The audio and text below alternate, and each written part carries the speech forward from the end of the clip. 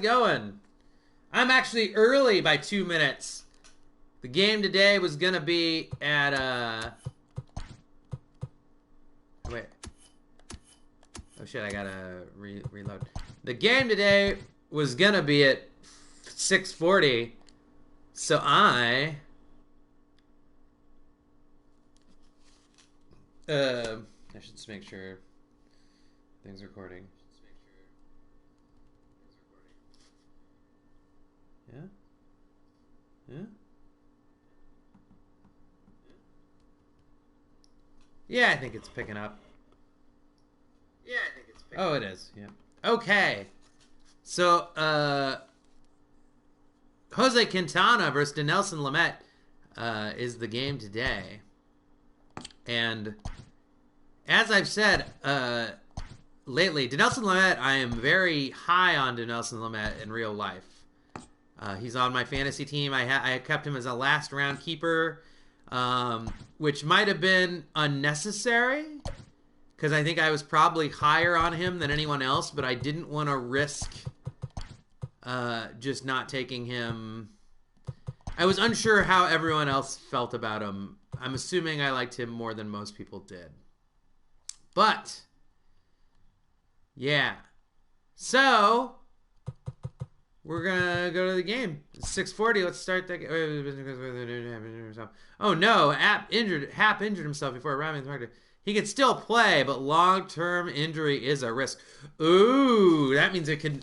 I have mixed feelings because it'd be interesting to bring someone up from the minor leagues if Hap does get injured. We'll replace him though. We'll put Bodie because Bodie's done really well, but we'll have Hayward play center field. And then we'll put Bodie in the 5 spot. Look at that, flaming. First 5 players are flaming hot in the batting sense. Here we go. Look at that. Last, I don't know. I think they've won like 7 in a row. The Cubs. I don't think that's all. 1, 2, 3, 4, 5, 6, 7. Oh yeah, 7 in a row. Yeah, baby. So let's get going on this one. I actually started on time. This is when they were gonna play today.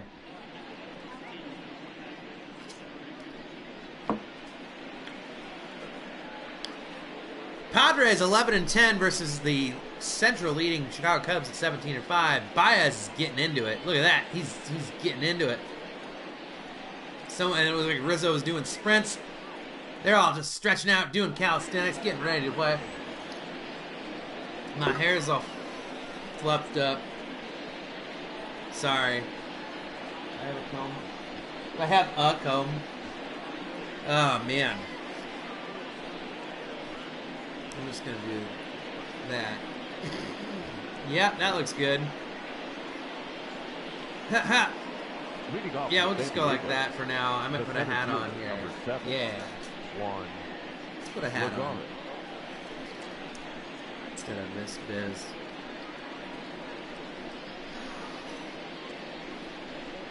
All right.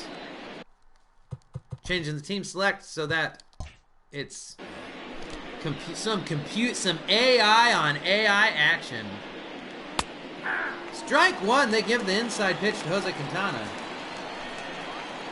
I have no idea how to feel about Jose Quintana. I'm very ambivalent. Jason Hayward looks like he's thinking about other things right now.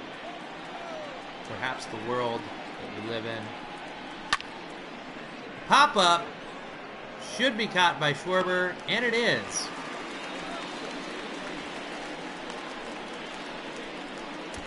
Very excited about this game. It's like I said, I'm high on Dinelson Lamet, but also, I don't know if you noticed, but my first 5 hitters in the Cubs lineup are listed as hot, on fire. If you touch them, you would hurt yourself.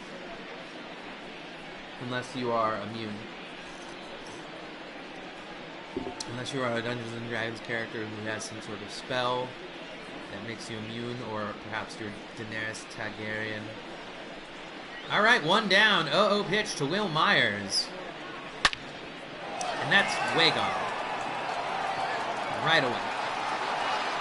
Will Myers, they're considering him a possible comeback candidate. Well, if he plays like that, I won't disagree. He has a couple, one or two 2020 seasons, I think. He's the guy that was a big prospect. I remember having him and holding him on my fantasy team for way too long, waiting for him to come up to the majors. And then now I don't even care about him. He might be on waiver wires even in a lot of leagues. But he hit the shit out of that one. 405 feet with 106.8 exit velocity. A donger. Two batters in. Well, Tommy Pham. Yeah, I was surprised that. I'm trying to think what all the trade was. The Padres traded Margot. I can't remember who else, but they got Tommy Pham, who's been a very good hitter. I think he literally needed eye surgery or had some sort of vision problem that was like affecting him, and they figured out what it was. Ooh. Apparently they maybe need some contacts though. Batting fourth, the third base. That was strike 3. Manny Machado. And the umpire is into it. He was into calling that one out. Manny Machado, the $300 million man. I think that's his contract, is $300 million. Let's see what Manny Machado's contract is. It's either 300 or 330. $300 million. 10-year, $300 million contract. The Padres. He did not play amazingly last year. Strike 3. Basically, his whole career outside of Camden Yards, because Camden Yards' numbers have been fantastic, but outside of Camden Yards, he's not been amazing. Well, Quintana gets out of the inning with only 9 pitches, but one of those pitches was that, which is bad, because you want to avoid that. Dinelson Lamet, like I said, I'm excited, even though, look at that, record 0-4, with an ERA at 9, 17 innings pitched, but look at the strikeouts, he still has 26 pitches in 17 innings, that's why I'm excited about him. He's whipped something too, that's bad. But, like, he's striking out, I don't know, what's 27 over 17? Or leading on for the Cubs, the third baseman, Red Ryan.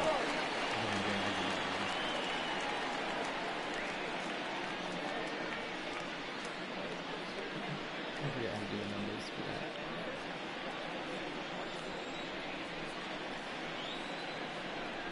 Let's see. Okay, so 1.5, and then that would be times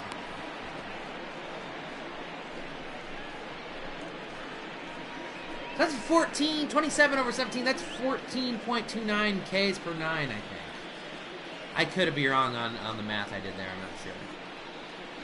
But here's Chris Bryant. Strike 2, 0-2 so far. Like I said, I have very mixed feelings about this. Good take.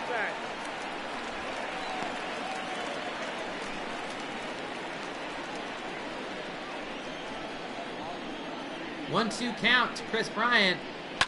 Ooh, right down the middle. Pops it up. Looks like it should be caught. The center fielder nonchalantly jogs to barely catch it. The first baseman, Anthony Rizzo. All right, Anthony's up. 10-game hitting streak. Just a point under 300 for the year.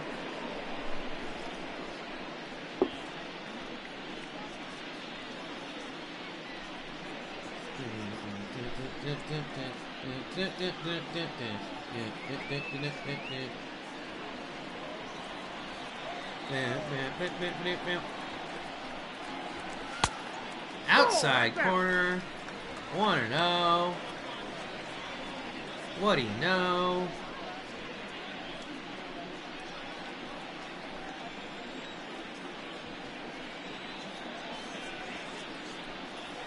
Nope.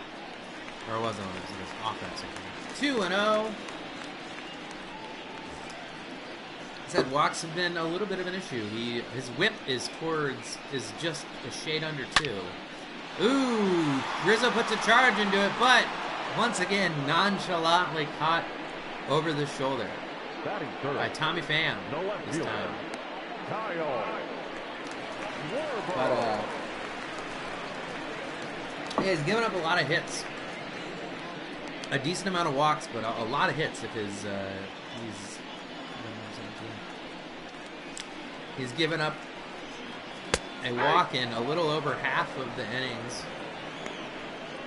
Last game, 2 for 4, Kyle Schwarber.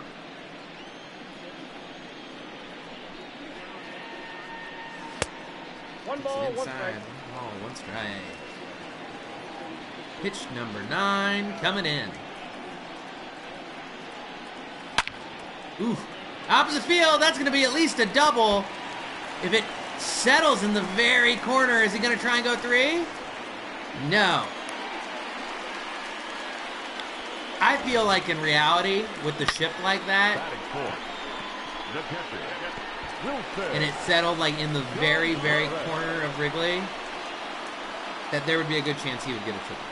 I feel like if you don't get a triple when they're on the shift on you, and it goes to the very corner of the opposite area of where they're shifted on you, and your speed's okay, like how is he just getting to second right then? I don't buy that. I don't buy that. I think there's something flawed in the physics of the game there. But Wilson Contreras is up, batting .392. His average is dropped below 400 for the first time since I can't remember this season. Last 6 games, 2 doubles with 11 RBI. Yeah, that shows how good he's been. Is the fact that I'm a little surprised that his average is below 400. Which means the last couple games he's not been doing as well because he was so on fire up until the last game or 2. Ooh, that one. One ball. Wilson Contreras a week ago would have put that one in the seats. That's how hot he's been hitting.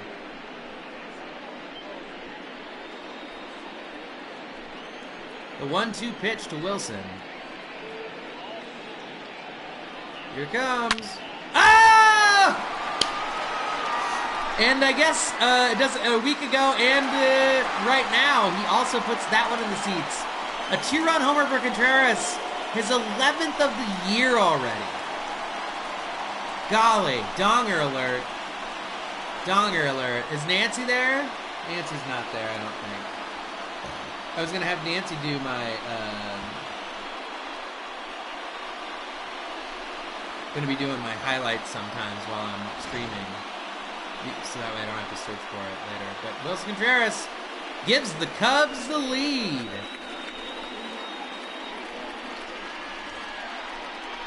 We're not even an inning of the way through, and we've already got 2 dongers, both pretty well hit, too. Now David Bodie's up. He's, ooh, right there.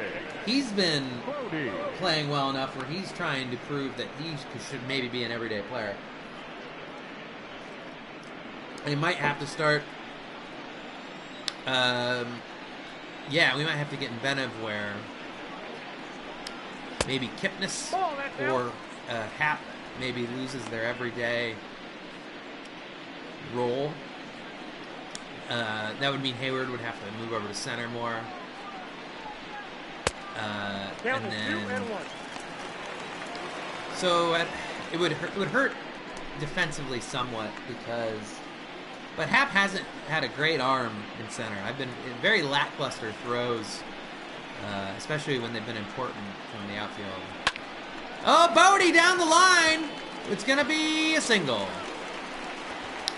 Yeah, so he was batting .377. Looks like he's gonna be batting .380 something now, I'm guessing, at least. And now Javi Baez is up, who has a pretty poor average for the year, .217. But I'm guessing those numbers will come up for average. What's up, School Frog? You've missed 2 dongers.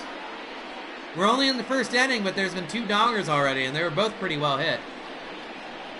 One was by Will Myers of the Padres. The other was by Wilson Contreras, who now has 11 home runs on the year. I know. Wilson Contreras, and his batting average was below 400 for the first time since I can remember this year, but he was batting 392. I'm guessing that hit put him back up over 400, which is kind of nuts. Nope, outside. All right, this is the kind of control issues that people have. The downside of Lamet, but with Lamet, like I said, I'm very high on Nelson Lamet. He's on my fantasy team. I kept him as a keeper in my keeper league for a last round draft pick. Strike one. He came back from injury last year, basically just kind of came into the last half of the season without any real sort of like chance of like a spring training because he just came back from injury. Started out okay, and then lamenting his lack of control, but his strikeout rate's crazy. See?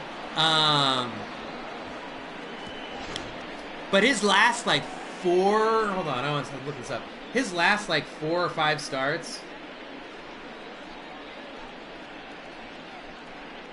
he carried a perfect game or a no-hitter into like the 6th inning one time. He had thrown a ton of pitches. Leading off for San Diego, the shortstop. But in one of the games, I think he struck out 14 people in like 6 innings. Let's see here.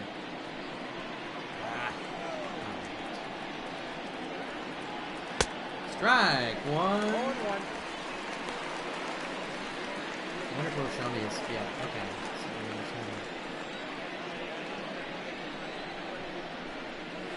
So.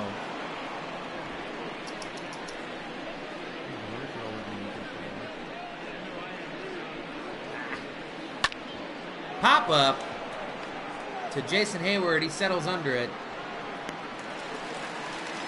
Much like 2 seniors in high school who don't get along very well with other people, they settle and get married.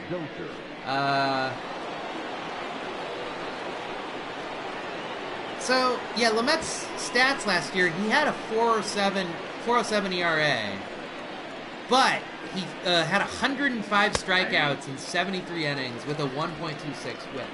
And like I said, it's not accounting for his strike, too.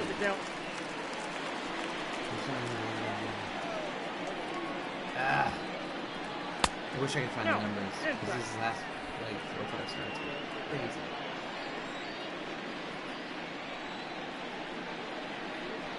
Anyway. Oh, strike 3, but the ball gets down, and they get him out. Yeah, I think he had multiple double-digit strikeouts. The first baseman, number 22. Maybe 4 of his last 7 games or something. So it's one of those things, and he might be, I'm not sure if he's developing a new pitch, but I think he's finally kind of figured out his slider, and he can throw like 90, I think high 90s. So the stuff's there. Josh Naylor. Nope. Ball 1. I don't know where that one missed. Ball 1, no strike. Lamenting. But Ball 2. come on, Jose. Keep down. Keep down now, yeah.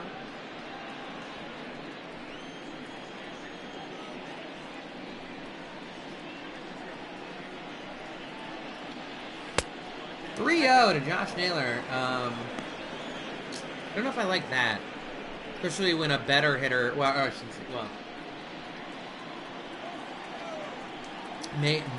forget how to say his name. There's a strike. Francisco Meije.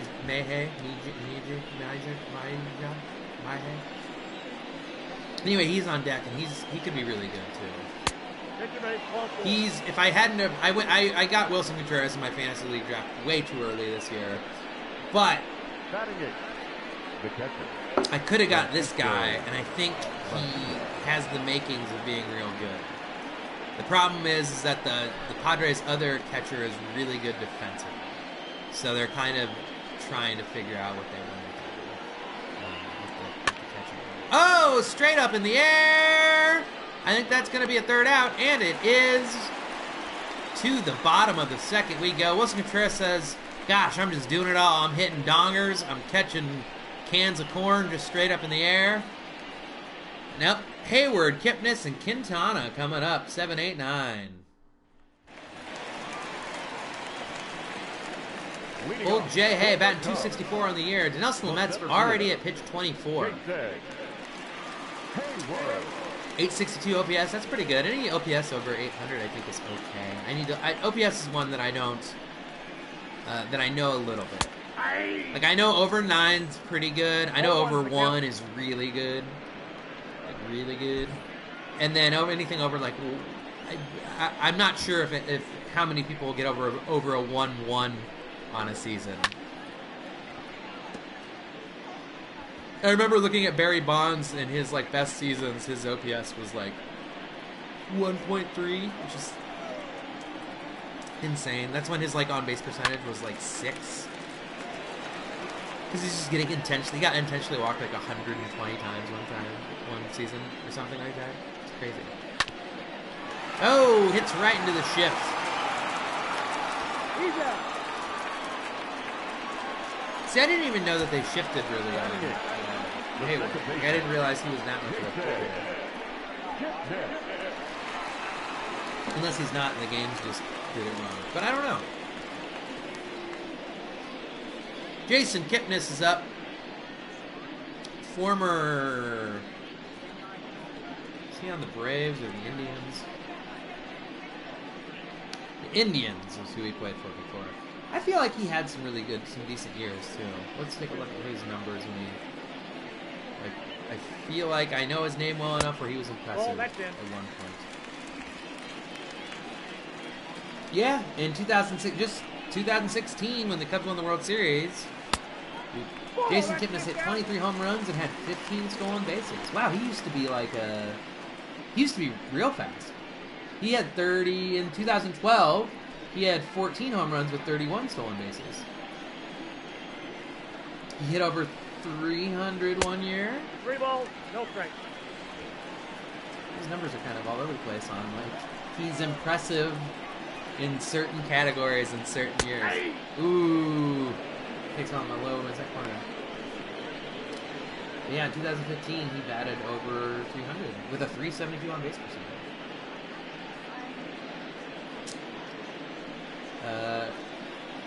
Yeah, although the numbers have kind of fallen off the last couple years.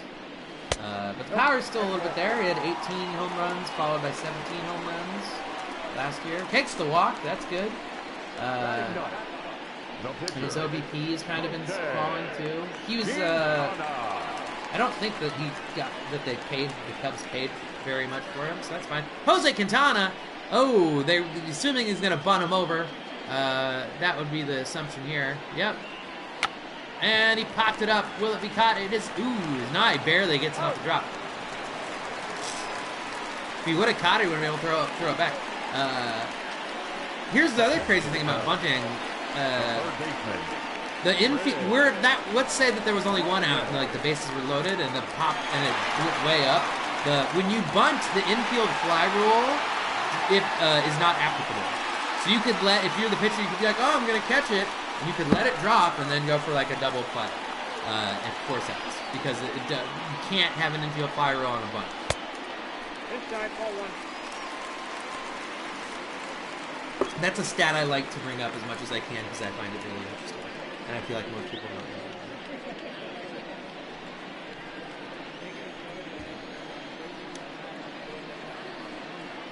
Chris Bryant's up with the runner on second. Oh, no. He hit it hard, but just not. Ooh, barely keeps it on.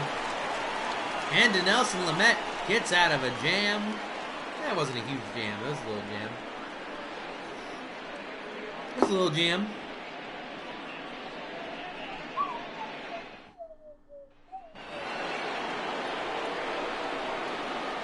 Leading off for San Diego, the pitcher, Dinelson Lamet.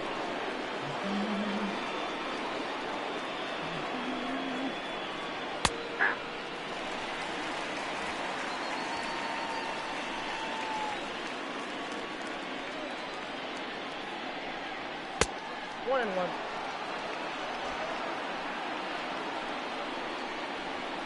One and one count from Jose Quintana to Nelson Lamet. And Lamet looks like he may, if he can run it out. He can't. If he had just a smidge more speed, although a 20 for a pitcher in this game isn't the worst speed I've seen. Juan Lagares is up now. Quintana only 25 pitches into 2 1/3.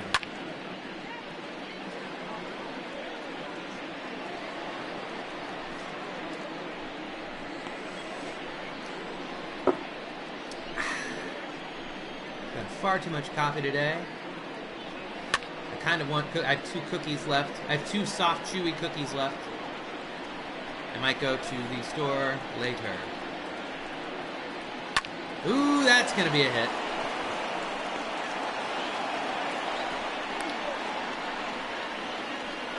Well. The right fielder, number 4, will... Oh no, it's the guy who hit the home run really far earlier. Just when I was talking about Quintana's pitching efficiency as he gives up a hit. Ooh, gives the high and inside heat that gets called a strike. Will Myers batting 177 for the year with 2 home runs, and so he doubled his home run total in last at bat. At his last at bat. Ooh, strike 2. He looked bad. Look at that one. Looking to triple his home run total today. A little greedy, if you ask me. 1 ball, 2 strikes. Quintana said, hey, if I can get a high strike call and if I can get him to swing at a low one, might as well just throw in garbage pitch real high and see if I can get him. Here it comes.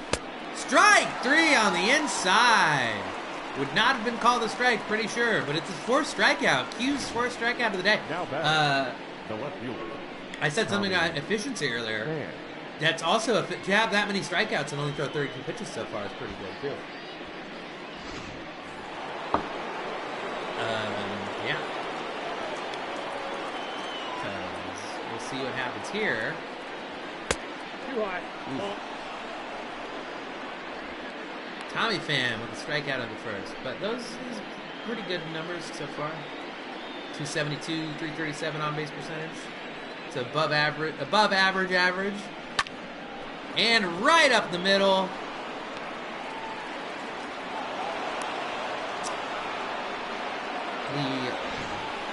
The Padres look like they have something going. It would have been cool if Quintana would have backhanded that. Backhanded it. That would have made a highlight reel for 2. Manny Machado, the $300 million man, 0 for 1 on the day, 269 with 3 home runs and 7 RBI for the season. Like I said, I'll bet I'll hit a home run if I say bad things about him. I picked him as I think I had the 2nd or 3rd round, or third pick of the draft, my fantasy draft last year, and I picked him instead of Francisco Lindor, and it was stupid of him. Oh, right at Rizzo. Nicely done. So, the Cubs get out of that one, too. Up next, Rizzo, Schwarber, Contreras. That's where the runs came from last time. Can we do it again? That's where a couple extra base hits came from those 2 out of those 3 hitters. Here's who's not talking. Matt Riscarrigan, Mark DeRosa, and Dan Plesak. They're all not talking. Sorry, guys. Take a seat. Spencer Laux is in the house. In my home. In my apartment. By myself. So lonely. So lonely. Here's Rizzo. Actually, I've got Abraham Lincoln here. Cubs fan Abraham Lincoln. 1-0. Woo! God, Abe, you drunk again? I don't have to tell. Sometimes I do Abe like this. Other times I do my impersonation of Dan J-Lewis's impersonation. 2-0. Because he kind of talks like this. He kind of talks like this. Well, I need to rewatch Lincoln, but you get it. Oh, Rizzo! Oh! Down the line, but not enough down the line to keep going down the line. All right. One quick out. Now it's up. Kyle Schwarber hit a double away from the shift last time he was up to bat. So he's 1 for 1 with a run. 244 with a 315 OBP. He was on fire the last half of the year. Kind of overshadowed almost by Nicholas Castellanos. But they were actually hitting very similarly. Oh, that's out.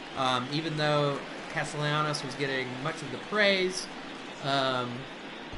I think Schwarber might have had an OPS that was better the last half the season than Castellanos. So it was really close to this. That's why a lot of people were talking about not re-signing. I would have liked to re-sign Castellanos, but I don't think the money was there. I think next year it would be there. And once again, he hits it in the corner. It's going to be another double, at least almost the exact same thing. That was almost the same thing that happened earlier. Which, like I said, I didn't say it, but I'm saying it now, is if as a hitter, if people start shifting on you to the extreme like that, where they give you a third of the field that you can hit to, it's basically anything that it's not a straight pop-up to the left side of the field there, is going to get a hit. So here comes Wilson Contreras, 1 for 1 with that 2-run home run earlier. He's trying to go for it again. I was trying to see what his average is now, because I think it is back over 400 now. I would guess, because I think it was 390 something. So I'm guessing we're early enough into the season where that would put it over. He's got 29 hits, tied for 8th, and I'm amazed that he doesn't have more. That's only tied for 8th. Although I guess he's a catcher, so there haven't been he's sat probably more than people that play every day. He's probably played most games, not all games. Strike 3. That's okay. You're already good, baby. You're already good. The right fielder, number 13, David Bodie.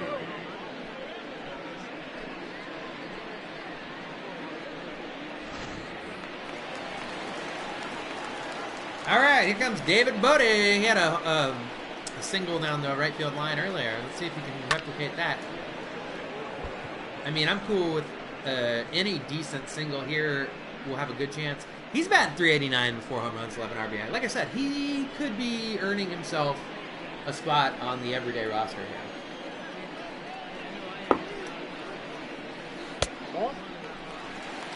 I mean, he was given a big he was given a decent length contract extension that's going to make him $20 million or something. Actually, I looked it up because it's really interesting to give someone. I don't know. It was a really interesting contract extension because it wasn't huge. Ooh, strike 3. So yeah, Nelson Lamet. I mean, there are a lot of strikeouts. There are a $15 million 5-year contract covering 2020 through 2024 with a deal with 2 team options that would be worth. So basically, it could be worth 7 years to $28.6 million, but it's 5-year, $15 million. So to extend somebody, it's like a little like that where he was putting up. He wasn't necessarily an everyday player. He was putting up okay numbers, was a good utility guy. It's kind of taking a roll of the dice where they're like, he might be better than this. But if nothing else, I think they're content to just give him that. Also, he had a pregnant wife at the time. They have a kid now.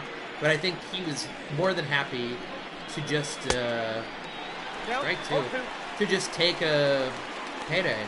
To just, who needs more than tens of millions of dollars? So to basically say, like, to just be like, oh, I'm set for the rest of my life, because you can get hit or slide or something weird in your season, in your career could be done. So why not take a guaranteed 20 mil, baby, or 15 mil to play a baseball game, to play games. Strikeout, throws him out because it got away from him. 5th strikeout for Quintana. Ton of strikeouts so far between the 2 starters. I think the Met has to have close to that, similar amounts, if not more. Dozier's 11 for 54 against Quintana. I got a ball, 1 strike. Ryan Dozier.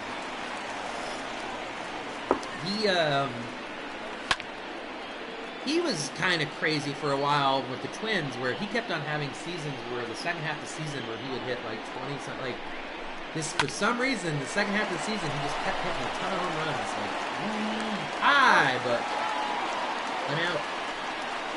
The first baseman, number 22. And I feel like once or twice he had the second half of the seasons where he hit 20 some home runs in the second half of the season.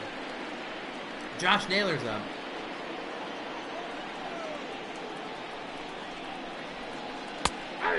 Ike won.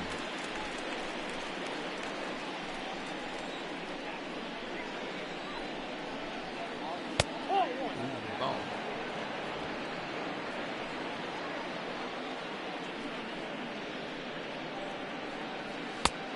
Strike two. Quintana looking to get that. Would it be his 7th already? That would be a lot. We'll see. Ooh. Taylor just barely hangs in there.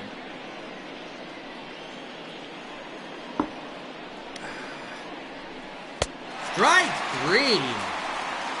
Yowza. I believe that's his 7th strikeout. And the pitch count's still pretty low. Looking good.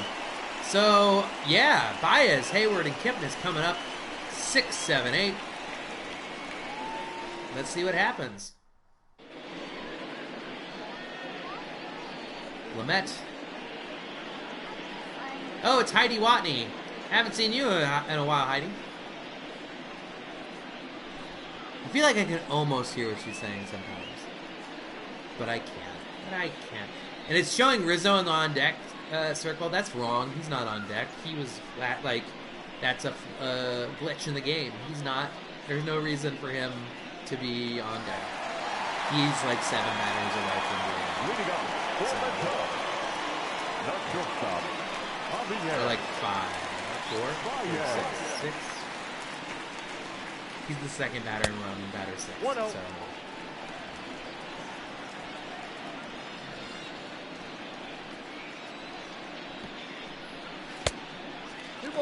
No strike. 2-0 to Javier Baez, which surprisingly he didn't swing either one of those because he loves swinging at that garbage that falls in the dirt like that. And sometimes he even hits it. 3-0 the count. 3-0 count. Really testing the discipline of Javier Baez here with Jason Hayward on deck. Here's pitch 54. Strike 1.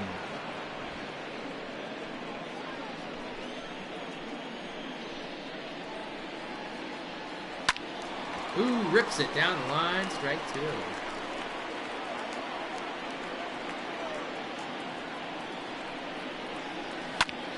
Ooh, nope. He's probably gonna out number 1. I would almost like. I would be okay with the score staying exactly like this, and both pitchers finishing out the game. Because, like I said, I really liked Nelson Lamet. I wouldn't mind if he got 10 strikeouts and still lost. Ripped right at the first baseman for out number 2. So Lamet, who had been throwing a decent amount of pitches some of the other parts of the game early on, has so far, I think, thrown 3 pitches this inning. So that's good. Jason Kipnis is up. He's a doubles machine, and when he gets on base, I feel like 4 runs scored. Yeah, so yeah, I feel like, I mean, I think he walked last time. 258 average, which isn't great. It's not terrible. But I feel like he has been getting extra base hits when he's been getting hits largely. Strike 2. I'm going to pee as soon as this at-bat's over. I have 3 different... I have water, coffee, and Mountain Dew. I'm stupid. Here comes, though, 2. Whoa! Almost hit him with a curveball. That was unintentional. You don't...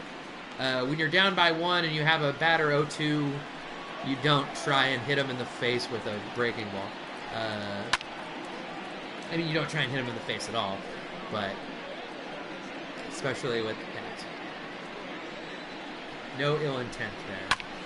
And it's going to be a pop-up, and that's going to be this half inning. I'm going to go pee. I'll be right back.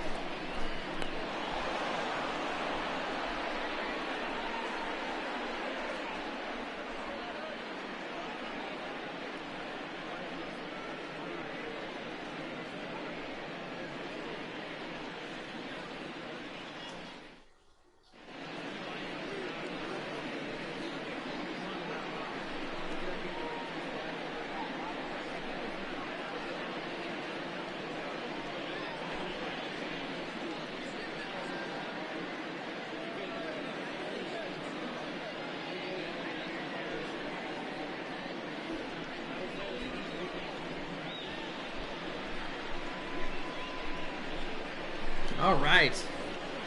What did I miss? Nothing? Great. Leading All off right, with the Francisco Meje. I'm Francisco. sorry. I'm not meaning to say it wrong. Because like I said, I like him a lot. I think he could be a really good hitter. He also maybe even profiles as a high throw but brought down.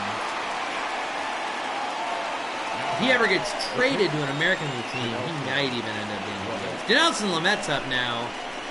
1 for 6 on the season. Quintana about to throw pitch number 50 in the 5th inning. That's a ball.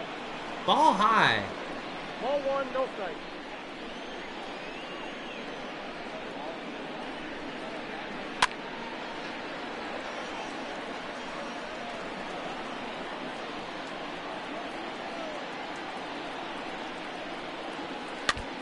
Strike 2. Quintana trying to really get those strikeout totals high. And especially you want to do that. What is that? 8? 7 strikeout. Okay. Still a lot. The center fielder, number 7. 1. And he's only over a little over 50 pitches, which, you know, so far that's, if he gets this out here in a couple.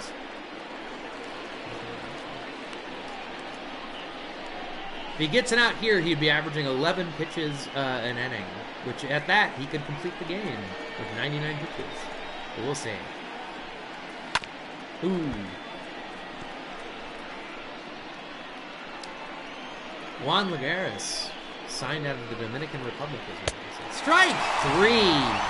His 8th strikeout, 56 pitches in, looking strong. Another strikeout for Q. I'm going to get some more water and Mountain Dew. I'm a poet, didn't know it. Oh, show. The show it.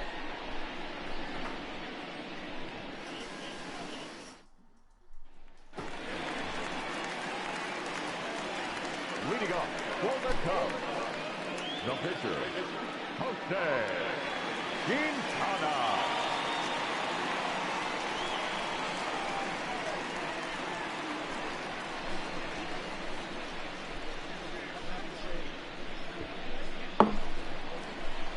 All right. Jose, I can't believe I almost missed that about it. Jose Quintana. Ooh. We'll see how Lamet tries to pitch to him here.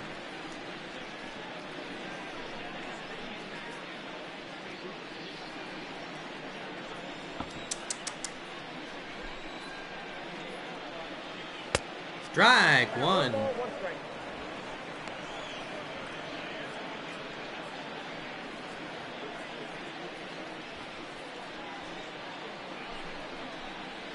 Strike 2. I think Lamet was like, hey man, you struck me out. Let me strike you out now. Let's get our numbers up. Let's both get our K numbers up. 2 Ooh. balls, 2 strikes. You should throw strikes to the opposing pitcher. Because they don't swing as much. Because they know they're not going to hit. You certainly don't walk the... I mean, I'd be happy if he does. For the as a Cubs fan. But as a fan of good pitching, I would be a little saddened if he walked. Ooh, nice way to hang in there, though, too. For Q. Give credit where credit's due. Quintana has gotten Lamet to throw 6 pitches. And he takes the walk. Well, 69 pitches. Nice. The third baseman. Yeah, Chris Bryant, you know, Chris Bryant's up now. Y'all know he's got power. And good average, 337, 396 on base. He's got great on base skills. I mean, yeah, so you're much more likely to walk Chris Bryant than you are Jose Quintana. So we'll see if the control was a fluke there or if he's kind of losing it. Oh, Chris Bryant puts a hit into it. How far is it going to... Oh, it's caught. I wasn't sure where that one was going to end up. Now batting, first baseman.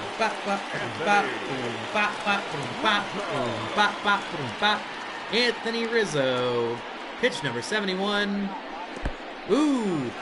And it looks like Quintana has himself not a stolen base because it was a pass ball, but he still took it. A wild pitch. They decided it was a wild pitch. Yeah. Yeah, I'll give it a wild pitch. There is interesting things where the scorekeeper gets to decide if it's a wild pitch or a pass ball.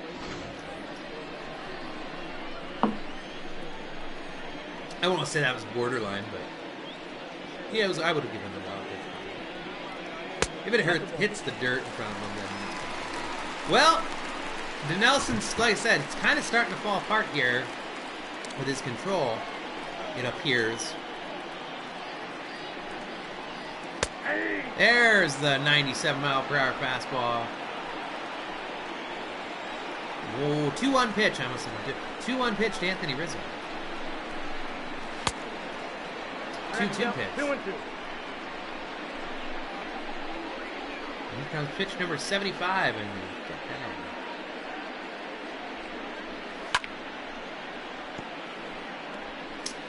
Redo, 2-2. For Rizzo. Oh, that's gonna bring in Quintana and probably give a double for Anthony Rizzo. And the walk of the opposing pitcher for Dinelson Lamet has come back to bite him in the butts. Plural. I don't know. The butt cheeks. I guess this is one butt. Butt cheeks. Up next, Schwarber, who I don't know if they're still doing the shift on him, but the last 2 times he's hit it down the left field line and gotten doubles, and they've been near identical. The second one was hit a little harder, but they've ended up in almost identical spots when they stopped rolling. So we'll see if they still got the shift on, especially with the person on base. Sometimes they don't really shift as much if there's a person on. But we'll see here. Oof. 1-1. Like at least the third baseman is probably right now. And the bullpen is Perdomo, I think, and Pomerantz. Pomerantz is real good.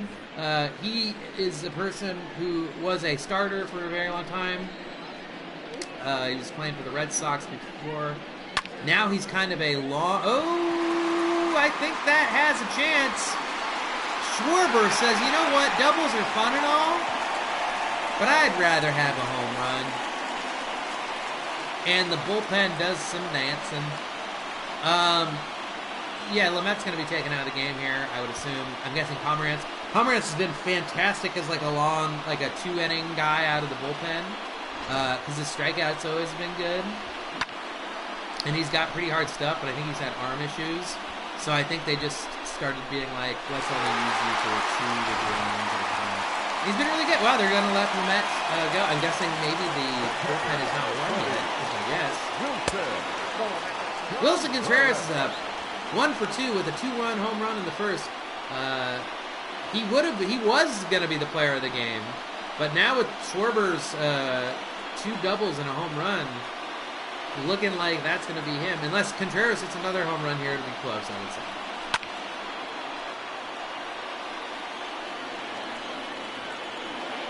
Oh wow, someone has more hits. I'm trying to think who would have more hits than Wilson right now. 2 balls, 1 strike.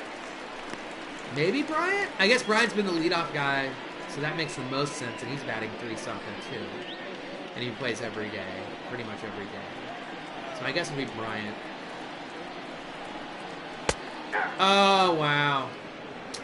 That was a good pitch, close pitch. Pitch 84 coming to 2-2 count. Ooh, whoa, Contreras hits it, but at somebody. Well, they get they get Contreras out. Will they let? They're gonna let Lamet pitch to David Bodie. I'm guessing if he gets him out, I think regardless is gonna be his last batter if he faces. Outside. If he gets a hit, they're gonna bring someone else in. If he gets out, the next inning we'll be starting with a different pitcher. Straight.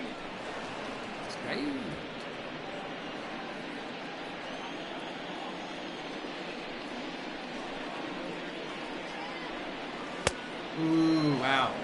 Bodie helped him out with that one. That was not a competitive pitch.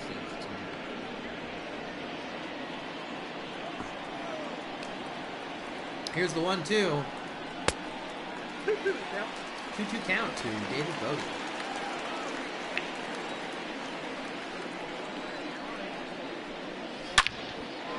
Oh, down the line. That's going to be at least a double. That'll be a double. I shouldn't be saying at least a double. That'll just be a double. And now I'm assuming they're going to bring in. I don't know if they're going to bring Pomerantz because that'd be a righty on lefty or a lefty on righty. Baez. Or I guess maybe if they leave in Lamet for the right-handed pitcher, and oh, they bring in the right-handed. So Perdomo. I forget his name. He was a starter too, I feel like. Well, Lamet struck out a lot of people, but gave up a lot of runs. He gave up like 4 doubles and 2 home runs. So it's like, oh, Cal Control. He's a starter too, maybe. He's 6.2 innings. Giving up 1 run, I guess. Right? But he's 5 strikeouts, no walks.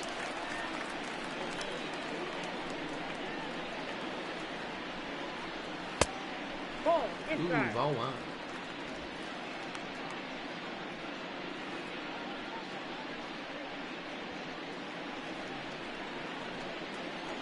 Maybe it's 2 runs. I don't know. Maybe it's might be 2 runs.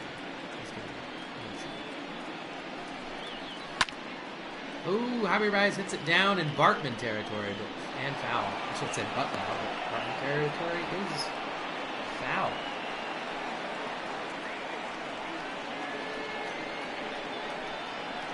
All right. Okay. Here goes. 1-1 to Javier Baez. Oof. 1-2. So I wouldn't be surprised if they kept in Cantrell. God, how often are 2 pitchers both pitching that have Q as their first part of their last name? Not very often, I'm guessing. Very rarely.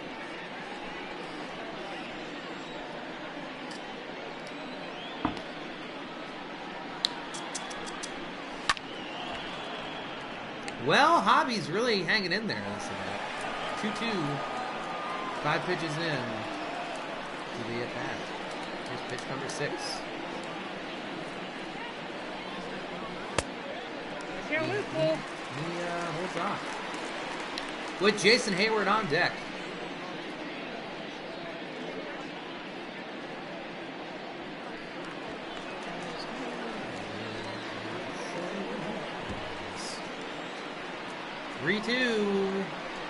Strike 3 on Javier Baez, and Cal Contrell keeps that no walk streak immaculate.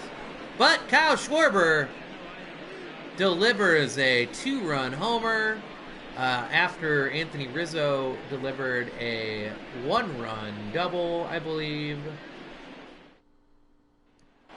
So yeah. Leading off for the Padres. Which I believe stemmed from Quintana. Wee woo, wee woo. Yeah, there was a dong earlier. There's been 3 dongers this game, I believe. Yes, at least 3 minimal. Pretty sure 3. 1, that was a 2-run run. Yeah, and then the other run was from a double.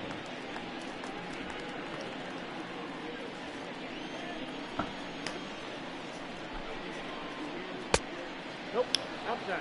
Yeah, my internet was weird earlier from my computer today. It had been working for my PlayStation 4, but my computer was having some trouble connecting.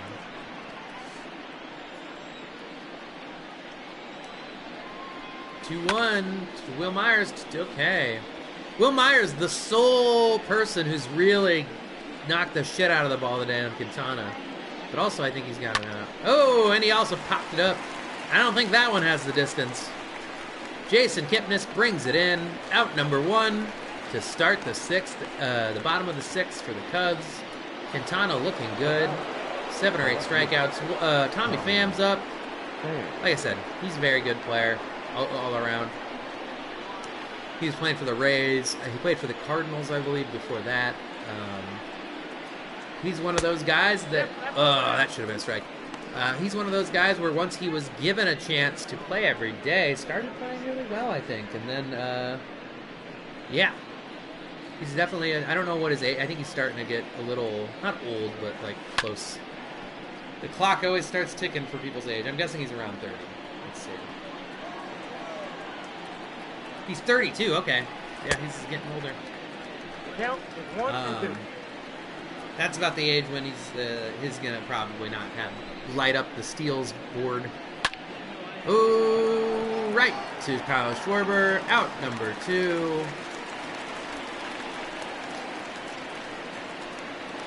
And if Quintana can get an out on the first pitch here against Manny Machado, he'd be averaging 11 pitches an inning again. I'm going to keep using that stat as often as I can. Which would be nice, because that would be 99 pitches over the entire game, which would mean he would probably get to play the whole game as long as he kept things at the current score that they are and didn't put too many men on base. Here comes old Manny Machado, playing third again now. For a while, he played shortstop, or went back to shortstop. He is an average, maybe below average, defensive player at shortstop, whereas he is like a gold glove caliber shortstop at third. So, oof. That looked a little inside and or high, but they called it strike. But, excuse me.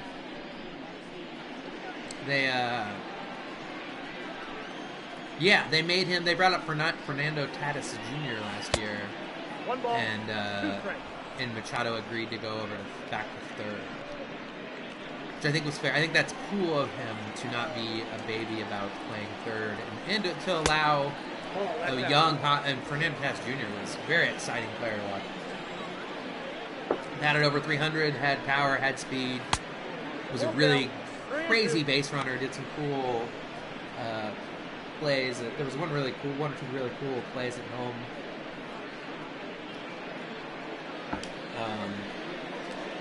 Yeah. So, and then he got injured a little. He's wow. Fernando Tatis Jr. is a player that people think can't be as good as he played, because his average shouldn't have been that. I mean, maybe it will be, but his batting average was like really crazy for how, like his batting average for balls in play was like 4 or something, which is really high. So people don't think he'll be able to really keep that. But sometimes guys with speed like that. Ooh, it's center field. Okay, right at Jason Hayward. And that's the end of the 6th inning. And the Cubs bear, doing some dancing, getting it going. I'm Clark the Bear. Jason Hayward's up, with Drew Pomeranz still in the pen. I'm guessing when they go back to the right-handed hitters here, like Kipner, I think Kipner's left-handed. Yeah, I don't know when you're going to bring in, I don't know if you do bring in Pomeranz, because Pomeranz is pretty good, and but he's left-handed, and the Cubs are pretty left-handed heavy lineup, except Bryant, and then Contreras at 4, and Vice. So yeah, I guess if you're going to bring him in, I'm guessing it would be when you have Contreras, Baez, Bodie, and like an inning. Nope. I wouldn't think you'd bring him in. Yeah. But we'll see. I don't know. We'll see how it goes. Oh, the shift is getting hit against again. The shift has not worked very well today. The shift is responsible for multiple doubles into the left field. Nicely done, Jason. Good job. I'm happy when Jason can do well. I'd like him to start doing better offensively. He had an okay offensive season. I think our expectations of him were maybe a little high offensively, but he did I feel like his numbers with the Cardinals, especially when he played the Cubs, were good before we got him and bought him.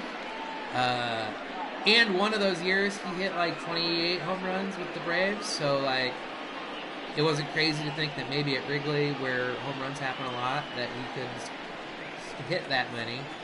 But it was an outlier. I don't know what his other. Let's look at his other. All right, Kipnis, 333 with runners in scoring position.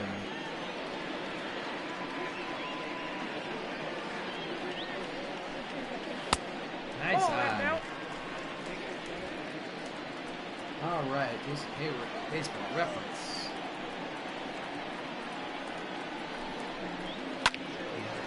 Jason Hayward's career average is 261, which is okay, especially for a guy that gets the Gold Glove as often as he does. Oh, it advances the runner. Well, we'll see if they pinch hit for Quintana. I don't think they should. They've got a 4-run lead, and he hasn't done that many pitches. I'll be good. Jose Quintana throws left-handed, but bats right-handed. That's always interesting. Jason Hayward's lifetime on base percentage is 343, which is good, and it was what it was last year too. So those numbers fell together. But 1 year, when he was like 8 years ago, he hit. This is Jason Hayward again. I'm talking about. Sorry. He hit 27 home runs and had 21 steals. Granted, he was 22. Now he's 30. They're going to be 30. Oh! Jose Quintana's trying to help his own cause. He already has a run for himself, but he wants an RBI, I think. I got to count 1 and 2. Oh, stage 1, 2. So yeah, he's got a walk. He's got a run. He's pitching pretty well. He wants an RBI, maybe. He's hanging in there, making Cal Quintrell work.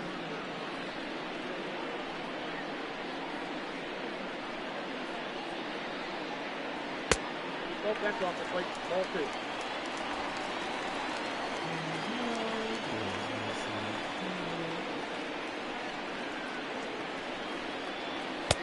2. Ooh, wow, what a good eye.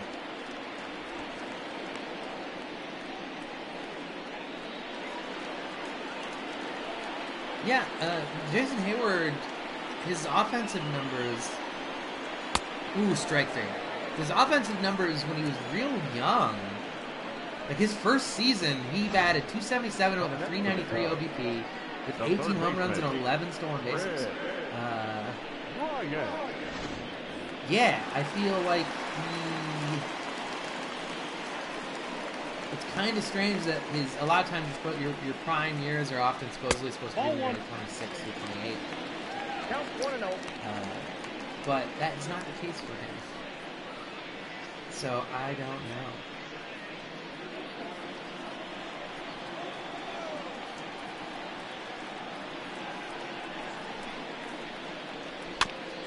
Chris Bryant's up.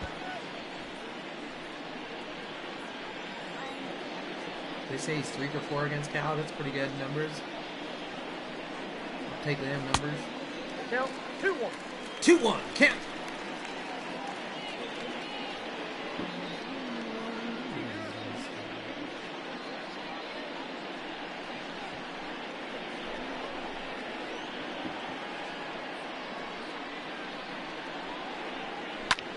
Ooh, fouls it off. 2-2 count now. Like I said, Cal Quintrell's the starter, so he's 27 pitches in, but I'm guessing his stamina is probably pretty high for a relief pitcher. It's probably somewhere in the middle. Oh, they said he went. Ryan is upset. I'm gonna pee. Ow! Hurt my leg.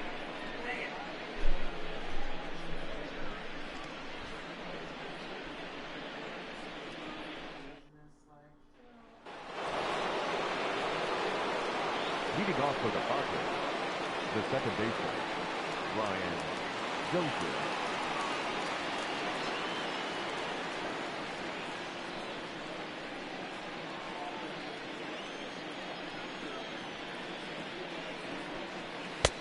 Inside, left.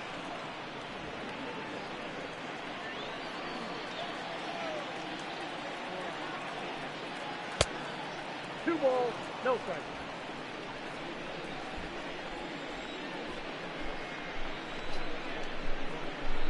Oh. All right, Jose Quintana back at it. Back to work. Brian Dozier. Wow, he swung at that one almost before the ball even left the hand of Quintana, it seemed like. Oh, strike 3. What is that? Got to be his 8th or his 9th? 9th strikeout. Jose Quintana, 1 strikeout away from double digits. I remember in his Cubs debut, I think he had 10 strikeouts. He had just such a good game in his Cubs debut. It was looking like we really got a great deal. We still don't know what will happen.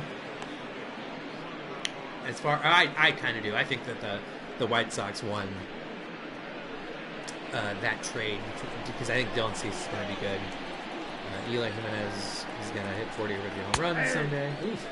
But yeah, Dylan Cease throws like 98 and just starting to control stuff. But we'll see. We'll see. I like that the Cubs and White Sox now will trade with each other. Nope, inside. I think for a while that didn't, necessarily wasn't happening often. And understandable. Ooh, gives him a hit up the middle. Like, I understand you don't want to trade to someone in the same town and be on the wrong end of the trade, because then you look like an idiot to everyone in town. But when you're both in different divisions, and when people like, you don't have to displace your family, I think there's something to be said for that. If someone's like, oh man, I got traded where to? It'd be like, oh, the same city? You know, if you have a family and stuff. If you don't, whatever. But yeah.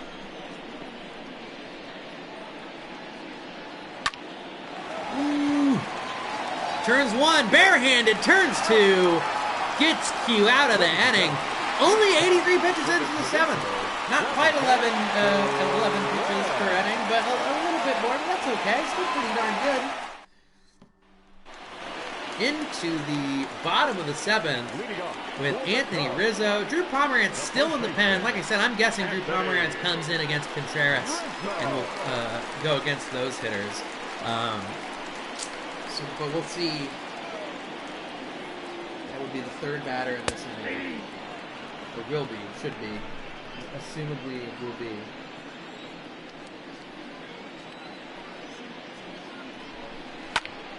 Ooh, Rizzo pops it up, and it's going to be caught. Should be caught. Oof. Made it look hard. Made it look harder than it should have been.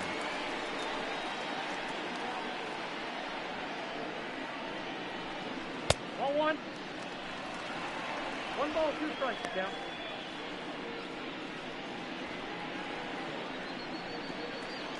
All right, 1-2 pitch.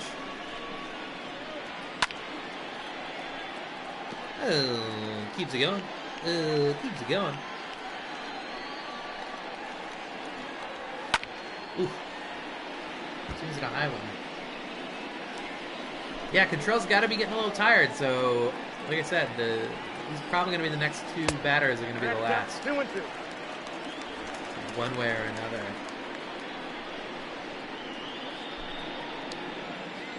And then if you want to wait, if you still think that you have a decent chance, then you bring in Pomerantz, because I'm guessing he's got to be rated higher than most people in your pen. So, do you want to bring when you're down by 4? Do you want to bring in your best multi-inning relief guy in the first game of a series against the team that's leading their division? Their own division, not theirs.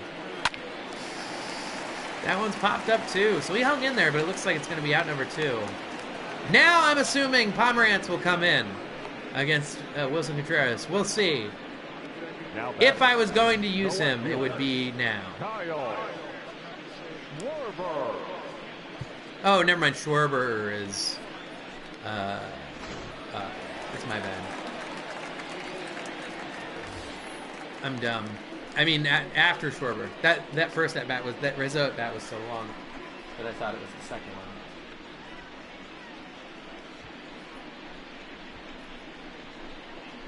Here comes old K. Schwarbs. Remember him from multiple doubles and a singular home run.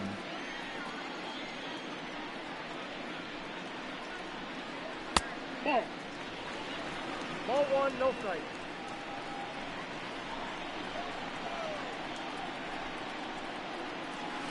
That's ball two. 2-0.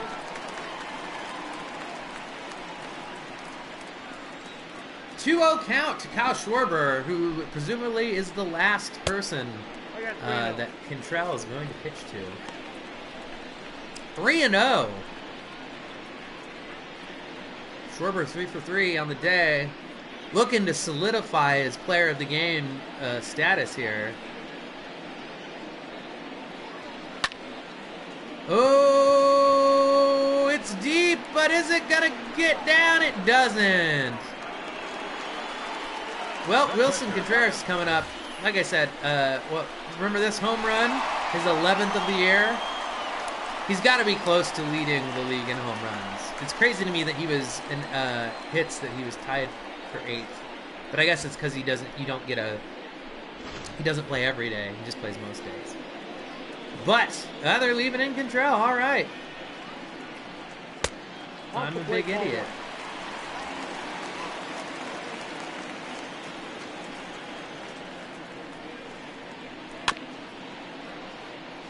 Or wait, is Pomeranz left-handed? I don't even know. Yeah, it would have made more sense to bring him in against left-handed. I don't know. Oh my goodness! Wilson Contreras! Maybe he will be the player of the game. His second home run, 422 feet. Donger alert, 111.1 miles per hour exit velocity. Wee wee wee. Yeah, that's going to be hard to decide between...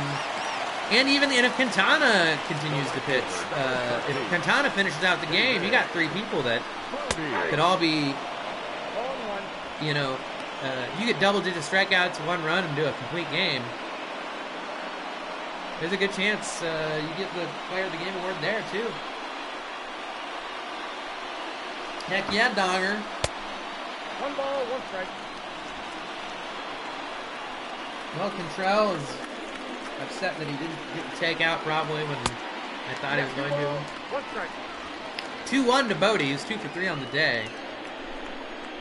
With a single and a double, I believe. Yeesh. Yeesh.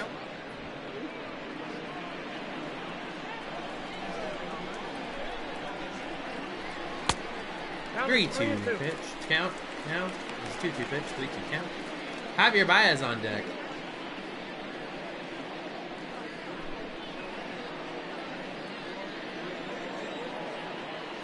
Here we go. Oh, takes the walk. Javier Baez probably going to try and hit the shit out of the ball because they have a lead, but he probably wants to make it a bigger lead.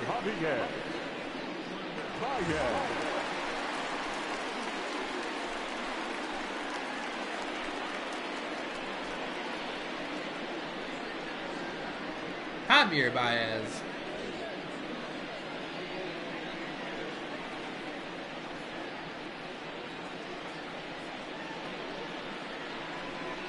Ball.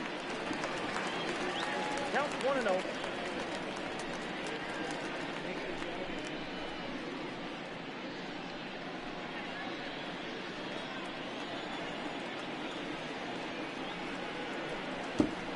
One and 0. Nope. 2-0.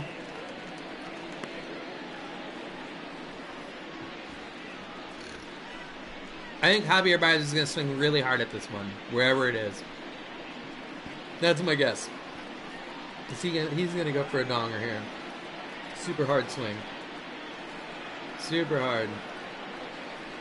Oh! Gets it up the middle. Will it get past? Ooh. Staying station to station on that one.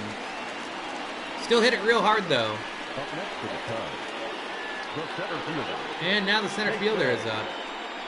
Hayward.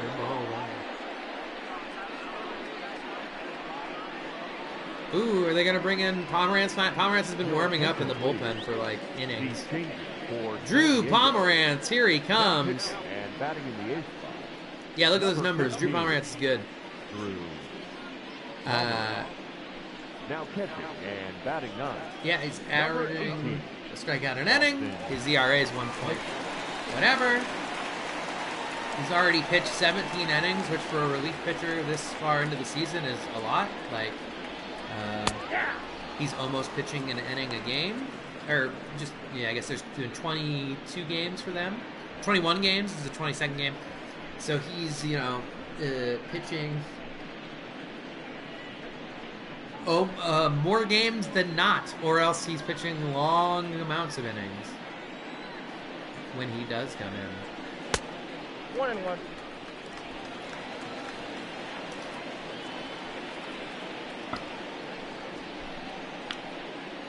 I think one of my friends referred to him as a old man's Josh Hader, is where he's kind of become the relief guy that can get a lot of strikeouts and you can leave him in for a while when you need him. But a little surprised they brought him in when they're losing by 5. That's the biggest surprise to me. But Wilson Contreras said that he's looking to... I'm almost concerned how well he's hitting, because I feel like in a lot of times on video games, when someone's performing this well, they almost get injured. Like, something bad happens because the game's like, this is too good. We got to bring their numbers down. So I hope he doesn't hurt his leg or some bullshit. Austin Hedges is up. He's pinch hitting for the pitcher spot, I believe. He's a very good defensive catcher. Like I said, they kind of have opposites catchers, where one of them should be a really good hitter eventually, the Padres, and then Austin Hedges is a defensive specialist. I don't think his offensive numbers are great. Hey! Strike 1 I got a ball, 1 as strike. Quintana throws pitch 85.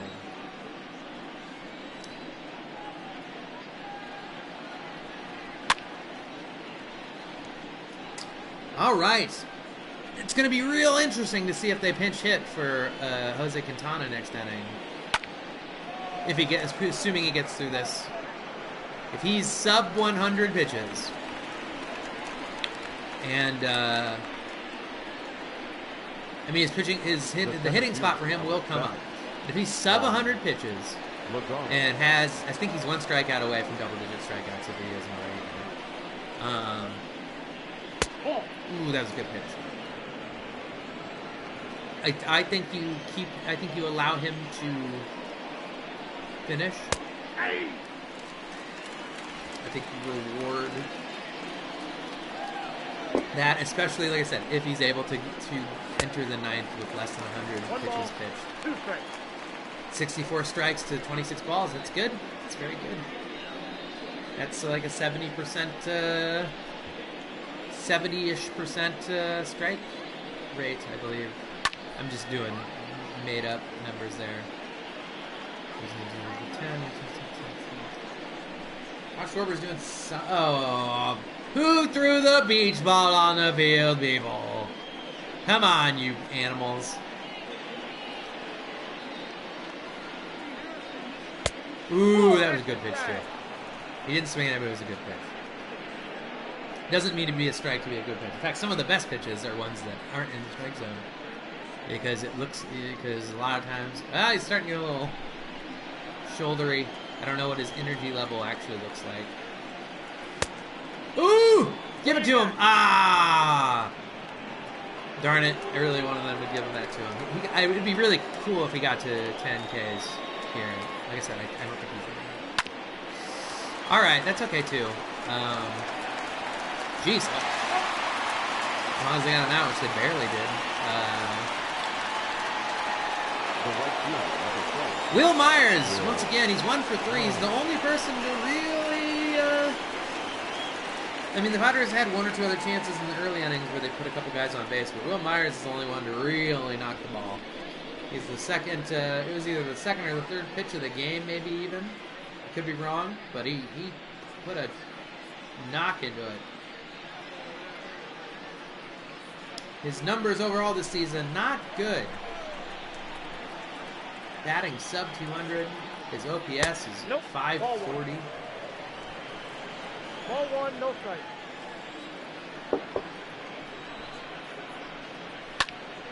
Oof. Hit that one hard, just got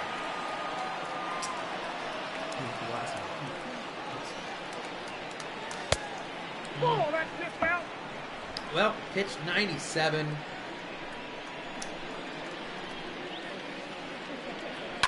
Pitch 98 popped up. Looks like Jason Hayward should get to it, and he does. So he's sub 100. But, so he's second up in the 8th inning, his batting order. So it's Kipnis, Quintana, Bryant. I don't know what you do here. I mean, I know what I would do. I would keep him in. I think he's pitched so well The second baseman. that I think he deserves to. If you don't think his arm is hurt, I don't know if his energy was full. That's the other question. It was close to a full energy bar, but I don't know if it was 100%. So that could very easily be he's done. Because 100 pitches is when you really start to get tested as a pitcher for your energy levels. Ooh. Oh, here we go. Are they gonna sub? Are they? Your attention, please. They are. Number 2. That's kind of sad. I don't know who's hitting. Oh, Nico Horner. I like Nico Horner. It looks like his average is coming up a little too, really. And that was definitely should have been called a strike, probably, but they called it a ball.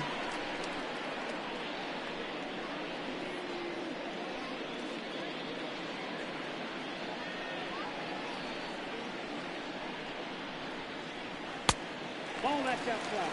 Ball again. Once again, looked good to me, but Drew Pomerantz. That's Do you outside. know? Drew Pomerantz probably frustrated, as it could very easily be 1 and 2 as opposed to 2 and 0. From my view, at least. Nope.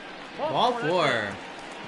Well, you don't want to walk that guy Now back, to get to Chris Bryant. the third baseman. Because I'm pretty sure Chris Bryant has a lot of power against left-handed pitchers. So, yeah. Just a little foreshadowing there. I mean, I'm not in control of anything. I'm just saying he's got power against left-handed pitchers. I think. Pretty sure. Like I said, I need to start doing stuff with the... I need to start looking at charts.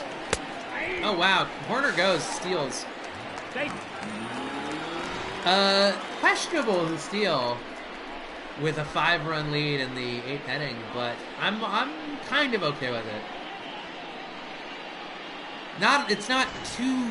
I mean, if you were up by 6 or 7, then that would be a little more questionable. Here, he must have saw something, I guess. Oof. Strike 2 on Chris Bryant.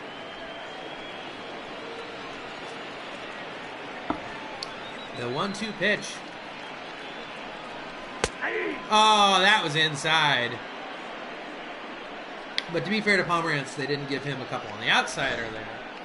The first baseman, number 44, Anthony. Let's see here. 2 outs. I'd like for Contreras to get another at bat.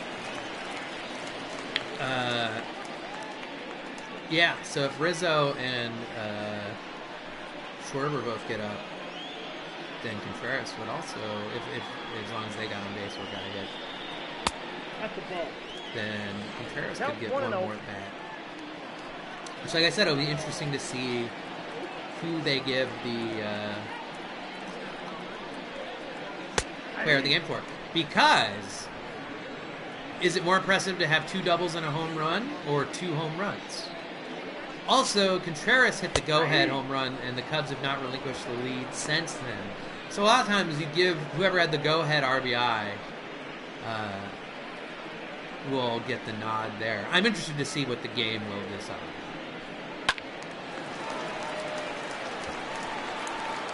Although, like I said, or if Anthony gets on base and Schwarber has a chance to do something too. But then if Schwarber gets a chance to do something, go strike three. Never mind. And he also didn't think that was a strike either. End of the 8th inning. I'm guessing Jeremy Jefferson's coming in or something. Or Alec Mills. I don't know why you're bringing in your good relief pitcher here. Number 30. I don't know why you're bringing in a guy that's been really good here when you're up by 5. I would bring in someone who is mediocre or not great when you have a 5-run lead. First game of a series, don't waste one of your best relief players. But what do I know? Tommy Pham, I guess you are batting the 3-4-5, but still. Ball 1. Ball 1. No Ball strike. 1.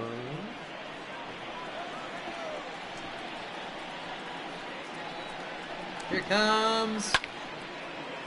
Tommy Pham puts a little bit into it, but not that much. And Bodie brings it in, brings it down. Out number 1 for Alec Mills. The third baseman, number 15. Quintana, 8 innings pitched, 9 Ks, 98 pitches, 1 run, 4 hits, 2 walks. A little bit of a shame that he didn't get a chance to finish it out. But still, I mean, he's still, like I said, there's 3 people who could be a player of the game. I'm very interested to see who they decide to make player of the game. If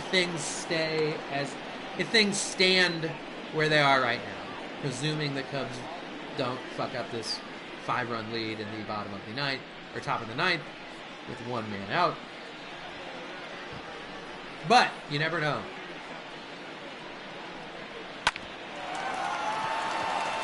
Right to Rizzo. Rizzo picks it up by himself. Well, obviously puts it by himself. Takes it by himself to first base. And that's an out. Jerks and Profar. Jerks and Profar. I was hoping. Oh, it looks like his numbers are okay on the air. He's a guy that people keep on thinking just will eventually be good, but he last year was not. I held on to him for a while. I think he was eligible at a lot of positions too, maybe. Although he's still young too. It's just he was a top prospect for so long. Also, he's been on like the Rangers, the A's, the Padres. Was he on the A's last year? I got count 1 and 2. So, yeah. So the Rangers traded him to the A's. He's only 27. But he hasn't played great.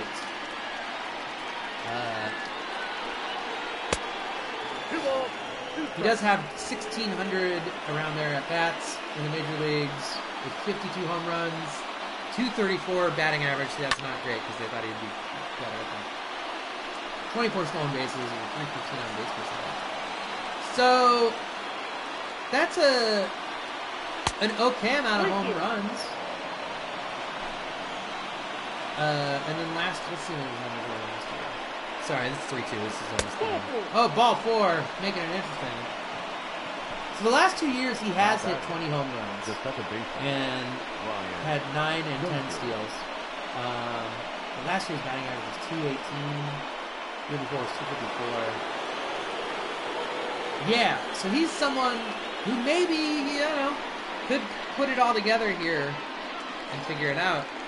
I think Danny Santana's like 28, and he just finally had a year where he started playing really well, so... But also some people think 29, Danny Santana. A lot of people don't believe that his breakout was real, though. So we'll see. But Brian Dozier's up. Alec Mills, the 0-1 pitch to Dozier. Ball, 1-1.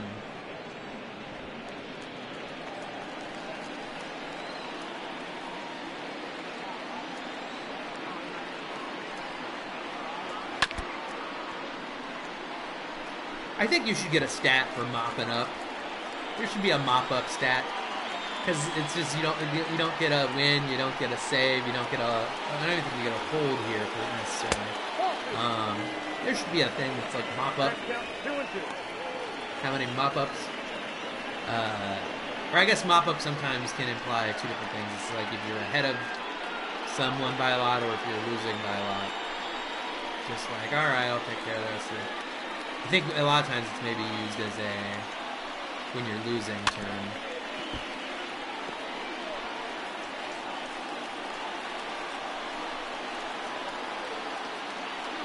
Two-two pitch. Alec Mills to Brian Dozier. Oh. Some edging going on with this game. Just when you think it's going to climax, it's does a little side. Oh, strike three. Sorry for talking about edging. Cubs win. Cubs win. Jose Quintana throws 8 innings of 1-run ball. The outfielders all go share a little high fiveys. Bringing it in. Some fist bumping. Some hand slapping. Lots of congratulations all around. I think it's 7 or 8 games in a row. Yeah, look at that win. It's a generator that powers wins. Yeah, so the Cubs had 10 hits in this one, 6 runs. Nelson Lamet sinks to 0-5. Quintana, Here now is the final 8 innings pitched, 4 hits, 9 strikeouts, 1 earned run, 2 walks. So very good for him. The loss on Nelson Lamet. Once again, huge amount of strikeouts, but over 4.2 innings, but he gave up 5 runs. And, oh, wait, no, he didn't get a lot of strikeouts. He only had 3. He gave 7 hits. Yeah, he wasn't great. Kyle Schwarber gets the player of the game. I was wondering. He goes 3 for 4 with a home run, 2 doubles, 2 RBI, 2 runs. Wilson Contreras, aside from him, Jose Quintana too, kind of runners up there. 2 for 4 with 2 home runs, 3 RBI, and 2 runs. Anthony Rizzo had a double with an RBI and a run. David Bodie was 2 for 3 with a double. And then San Diego, Will Myers, the only person to really get at Quintana with a 1 for 4 home run. He was the second batter of the game. So it was like one of the first 2 or 4, somewhere between the 2 to 5th pitch, I think. Josh Naylor was 1 for 2 with a base on balls and a strikeout. Tommy Pham 1 for 4 with a strikeout. Francisco 1 for 3. Wow, that's how notable. That's how bad, or that's how good the Cubs pitching was today. As notable players for San Diego, the last person was just 0 for 3. I don't know why that it's notable, unless they just walked, maybe. I don't know. But let's take a look at tomorrow's game. Yeah, there's Kyle Schwarber, the player of the game. He really took advantage going opposite field with that. Ian Happ sustained an injury shoulder during this game. If here's going to be out for a day or two, what would you like to do? We'll just auto that. I'm sure it'll tell me how he's feeling. Tomorrow's game will be John Lester versus Joey Lucchesi. I don't know if it's Lucchesi or Lucchesi. So who he's doing? His ERA is not great, but he's 1-0. Joey Lucchesi is. John Lester's 2-1. Yeah, so it should be interesting tomorrow. I'll be putting this up on YouTube here if you want to rewatch a thing or whatever, or subscribe to me on there too. The Terrible Life of Terry is the thing. Go for it.